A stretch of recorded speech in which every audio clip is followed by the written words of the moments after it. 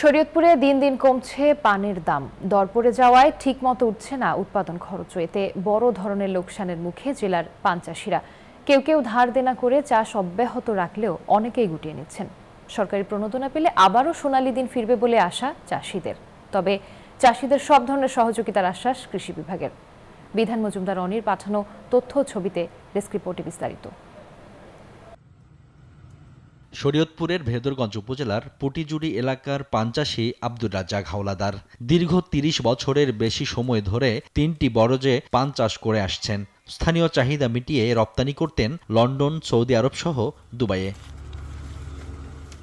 তিনি জানান, এখন রপ্তানি না হওয়ার পাশাপাশি দেশের বাজারেও কমেছে পানের কদর। এতে লোকসান গুনছেন তিনি। ২-৩ বছর ধরিয়া এমন অবস্থা হয়েছে, আমাদের পান কোথাও বাহিরে চালান হয় না এবং কি আমরা অনেক লসে আছি।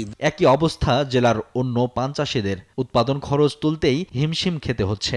এমন চলতে থাকলে অচিরেই মুখ থুবড়ে পড়ার আশঙ্কা চাষিদের। খরচ আছে, অনেক কীটনাশক দিতে হয়, খোল দিতে হয়, সার দিতে হয়, প্রতিদিন লোক লইতে হয়, প্রতিদিন খরচ আছে।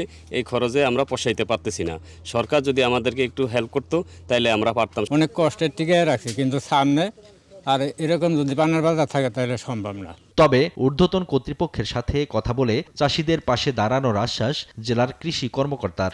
আমরা ঊর্ধ্বতন কর্তৃপক্ষের সাথে এই ব্যাপারে আলোচনা করছি যেন কৃষকদের প্রণোদনা দেওয়া হয়। যদি কৃষকদের সরকারিভাবে প্রণোদনা দেওয়া হয় তাহলে পান চাষে এখানে কৃষকেরা লাভবান হবে বলে আমরা আশা করি। দেশের সংস্কৃতির অবিচ্ছেদ্য অংশ পান, আর এ চাষ বাঁচাতে এগিয়ে আসতে হবে সরকারকে, এমনটাই দাবি পান চাষিদের। Desk report, news 24।